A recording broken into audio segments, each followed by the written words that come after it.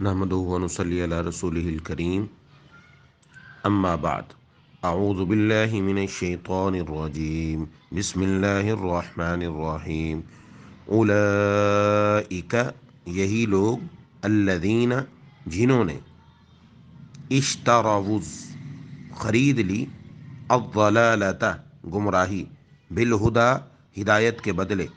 فما، پس نہ، ربحت، کوئی نفع دیا، تجارتہم، ان کی تجارت نے، و،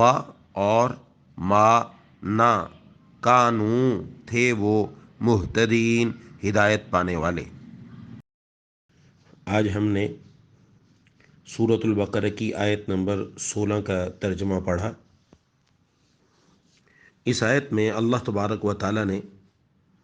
دھوکے باز منافقین کا انجام بیان کرتے ہوئے یہ فرمایا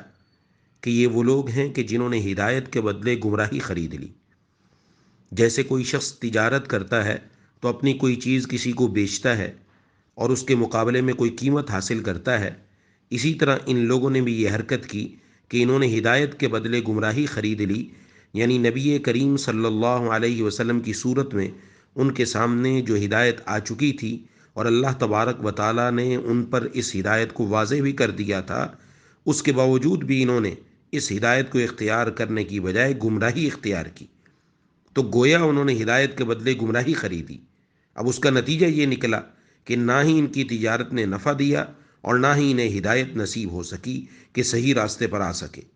یعنی انہوں نے جو کچھ بھی حرکتیں کی ان کی وجہ سے نہ انہیں دنیا کا کوئی فائدہ حاصل ہوا نہ آخرت کا، بلکہ فائدے کی بجائے ان کی کارروائیوں کا حاصل دنیا اور آخرت میں نقصان ہی نقصان ہے۔ دنیا میں اس طرح کہ عن قریب ان کا نفاق ظاہر ہو جائے گا، اور آخرت میں اس طرح کہ انہیں زبردست عذاب ہوگا۔ اور یہاں پر جو اللہ تبارک و تعالیٰ نے فرمایا کہ فما ربحت تجارتہم، ان کی تجارت نے کوئی نفع نہیں دیا، یہاں یہ بات سمجھنی چاہیے کہ اللہ تبارک و تعالیٰ جب انسان کو دنیا میں بھیجتے ہیں تو عمر، تو زندگی، اور زندگی کا ایک ایک لمحہ اس کو دے کر بھیجتے ہیں کہ یہ تمہاری پونجی ہے،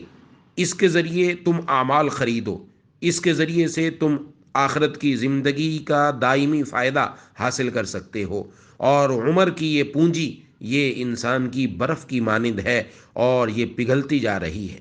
اگر اس کے پگھلنے سے پہلے پہلے تم نے ایمان اور اعمال صالحہ خرید لیے تو یہ تمہاری عمر کی پونجی ٹھکانے لگ گئی، اس سے تم دنیا میں بھی فائدہ، آخرت کے اندر بھی فائدہ۔ اور اگر تم نے اس عمر کے بدلے میں کفر خریدا، شرک خریدا، بدعقیدگی خریدی، لہو و لعب خریدے، گناہ خریدے، اللہ کی نافرمانیاں خریدی، تو پھر ہمیشہ ہمیشہ کے لیے خسارے میں مبتلا ہو جاؤ گے۔ اس لیے ہمیں بھی اس پر غور کرنا ہے کہ اللہ تعالیٰ نے مجھے اور آپ کو جو زندگی کی پونجی عطا فرما رکھی ہے، ہم اس کے ذریعے کس چیز کے خریدار بن رہے ہیں؟ آیا ہم جنت کے خریدار ہیں یا جہنم کے؟ ایک ایک لمحہ ایسا ہے کہ ہم اس کے ذریعے سے جنت خرید سکتے ہیں، جنت کے اندر محلات بنا سکتے ہیں۔ ایک سبحان اللہ کہنے پر کتنا اللہ ثواب عطا فرماتے ہیں، الحمدللہ کہنے پر کتنا ثواب عطا فرماتے ہیں۔ اور اگر وہی لمحہ جو سبحان اللہ کہنے میں، الحمدللہ کہنے میں، قرآن کریم کی تلاوت کرنے میں گزارتے، وہ لمحہ ہم نے یوٹیوب پر، فیس بک پر اللہ کی نافرمانی میں گزارا، تو یہ ہم نے برا سودا کیا،